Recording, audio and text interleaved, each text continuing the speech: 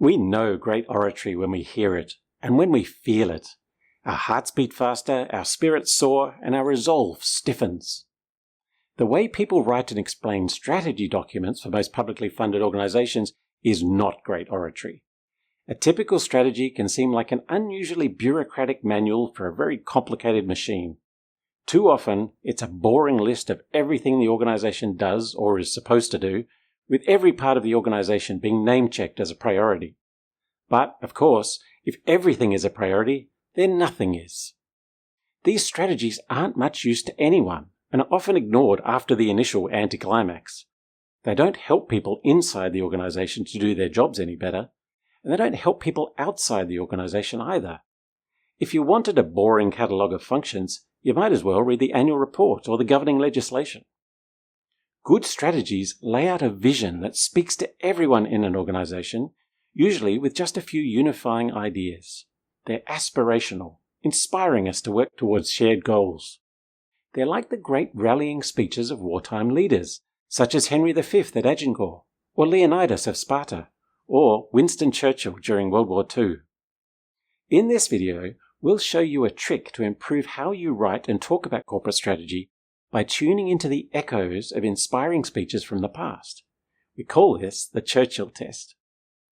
To apply the test, try reading your strategy in the style of Winston Churchill, adding a snippet of his famous prose at the end of each statement.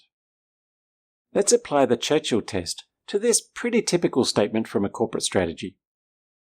Our capabilities to deliver high-quality client services are dependent upon an engaged, high-performing workforce that reflects diversity and inclusion. On the beaches. We want our people to feel safe and supported. On the landing grounds. To have the expertise they need to assist our diverse clients. In the fields and in the streets. And to be challenged in ways that develop them in their careers. In the hills. As you can see, the additions from Churchill's famous speech highlight just how pedestrian and bureaucratic this kind of language can be.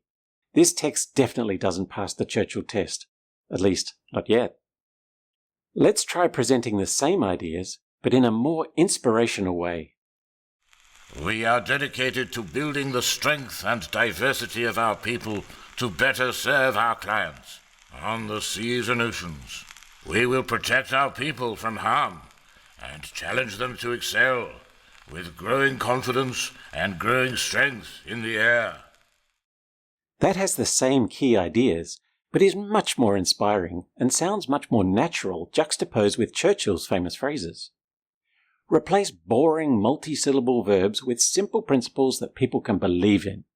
Keep refining and keep testing by adding something like on the beaches until it sounds more natural. Let's look at another example. We will drive innovation to maximize collaboration and efficiency, streamline our internal processes, and achieve effective outcomes. Empty bureaucratic verbs like maximize and streamline just aren't very inspiring. If Churchill had said something like, "We shall achieve effective outcomes on the beaches," everyone might have stayed in bed. But if we focus on the ideas behind the buzzwords, we can say something more meaningful.